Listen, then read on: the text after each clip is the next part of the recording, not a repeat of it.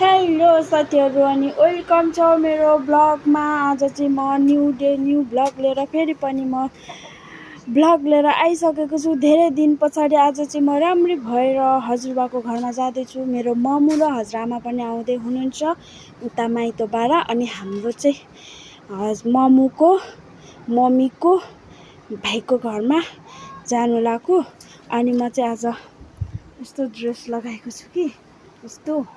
अब गाउँको मान्छेहरूले चाहिँ के भन्छ थाहा छ नि, बच्चाको आमा भएर यस्तो लुगा लगाएको छि भन्छ। तिनीहरूले भन्यो भन्दामा हामीले लाउनु छोड्नु हुँदैन। आफ्नो राम्रो बाटो हिँड्नुपर्छ, गलत काम गर्नु भएन भन्नेले भन्छ, लाउनेले लाउने गर्छ। मेरो अगाडि मैले सुन्ने गरिनँ भने पछाडि त पक्कै पनि भन्छ। अनि त्यो भएर म जाँदैछु। अनि हजुरआमा मम्मीहरूलाई भेटेपछि अनि म चाहिँ देखाउँछु मेरो कोसेली चाहिँ।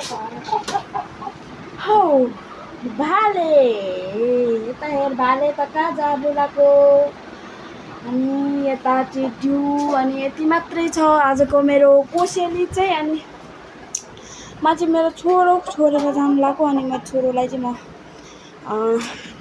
खानेकुराहरू झिकेर जान्छु। अनि यो दुईवटा मेरो छोरोलाई र मम्मीलाई चाहिँ। अनि म चाहिँ सिधै गाडीमा जान्छु कि हिँड्दै जानुपर्ने हुन्छ।